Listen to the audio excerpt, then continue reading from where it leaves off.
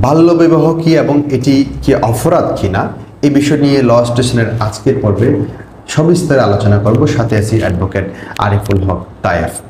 বাল্যবিবাহ নিরোধ আইন 2017 অনুযায়ী বাল্যবিবাহ একটি অপরাধ। এই অপরাধ যেই করুক না কেন সেটি অবশ্যই আইনত শাস্তি রয়েছে। তো বাল্যবিবাহ কি এবং বাল্যবিবাহ করলে কি অপরাধ রয়েছে, বাল্যবিবাহ রেজিস্ট্রি করলে কাজী সাহেবের কি শাস্তি হতে হবে, সবিস্তারে আজকে আমরা আলোচনা করব। প্রথমত, বাল্যবিবাহ কি?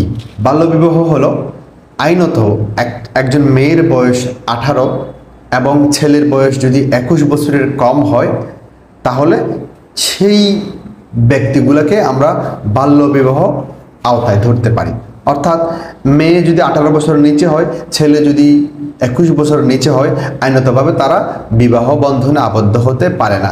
আর যদি হয় সেটি হবে বাল্যবিবাহ।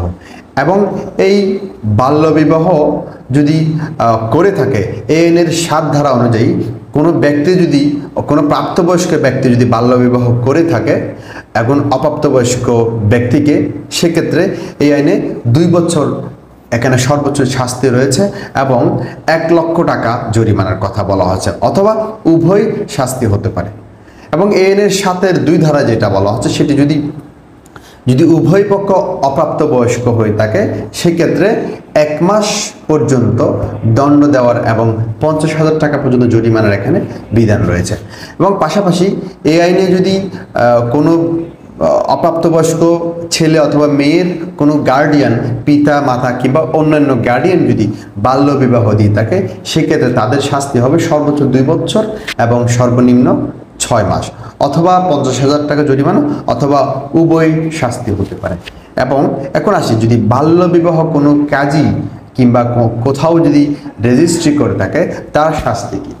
যদি কোনো কাজী, যদি এই আইনের 11 ধারায় যেটি বলা হচ্ছে সেটি যদি কোনো রেজিস্টার্ড কাজী যদি বাল্যবিবাহ রেজিস্ট্রি করে থাকে সেক্ষেত্রে তার শাস্তি হবে সর্বোচ্চ 2 বছর জেল এবং সর্বনিম্ন 6 মাস এবং 50,000 টাকা জরিমানা বা উভয়ই হতে পারে।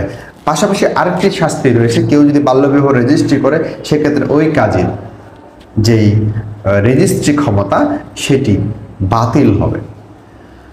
তো পাশাপাশি এই হলো বাল্যবিবাহ। এবং বাল্যবিবাহ যে হয়েছে বা এটার প্রমাণ কি, এই আইনের 12 ধারায় যেটি বলছে সেটি হলো এই যে বাল্যবিবাহ বা প্রাপ্তবয়স্ক, এটার প্রমাণের জন্য দেশের যে জন্ম নিবন্ধন, সেই জন্ম নিবন্ধন অথবা NID কার্ড অর্থাৎ ন্যাশনাল ID কার্ড, অথবা ছেলে অথবা মেয়ের SSC, ইন্টার অথবা তার যেই টিকা কার্ড সেগুলো মানে বয়স প্রমাণের জন্য, অথবা পাসপোর্ট বয়স প্রমাণের জন্য যথেষ্ট বলে ধরে নিতে হবে। এবং এই বাল্যবিবাহ যদি হয়ে থাকে তাহলে এই বাল্যবিবাহর বন্ধের জন্য অথবা বাল্যবিবাহর বিরুদ্ধে শাস্তির জন্য কখন বা কতদিনের মধ্যে মামলা করতে হবে? তাহলে বাল্যবিবাহ নিরোধ আইন 2017 এর 18 ধারায় যেটা বলছে সেটি হলো বাল্যবিবাহ হয়েছে যদি জানার পরে, অথবা বাল্যবিবাহ বন্ধ করার জন্য বা বাল্যবিবাহের বিরুদ্ধে শাস্তির জন্য এই আইনের 18 ধারা অনুযায়ী 2 বছরের মধ্যে মামলা করতে হবে। 2 বছরের মধ্যে মামলা করলে আদালত সেই মামলা সরাসরি আমলে নিবে এবং 30 দিনের মধ্যেই যে কোনো সংশ্লিষ্ট ব্যক্তি, উপজেলা নির্বাহী অফিসার, উপজেলা নির্বাহী সমাজসেবা অধিদপ্তর কিংবা যে কোনো ব্যক্তির কাছ থেকে অর্থাৎ সামাজিক জনপ্রতিনিধির কাছ থেকে রিপোর্ট চাইবে, তিনি 30 দিনের মধ্যে রিপোর্ট দিতে বাধ্য থাকবেন। এই রিপোর্টের ভিত্তিতে আদালত যে কোনো ধরনের ব্যবস্থা নিতে পারেন। এবং এর পাশাপাশি এই মামলা থেকে রেহাই পাওয়ার একটা সুযোগ আছে, যদি এরকম মামলা হয়ে থাকে, যদি বাল্যবিবাহ বন্ধ করবে এই ধরনের যদি মুসলেখা যদি পরিবার কিংবা গার্ডিয়ান দিয়ে থাকে সেক্ষেত্রে এই মামলা থেকে রেহাই পাওয়ার সুযোগ রয়েছে। তো আজকে এইটুকু ছিল এই আলোচনায়। পরবর্তী যে কোনো আলোচনায় সবাইকে সাথে থাকার জন্য আমন্ত্রণ জানিয়ে আজকের আলোচনা এখানে শেষ করতেছি। আসসালামু আলাইকুম।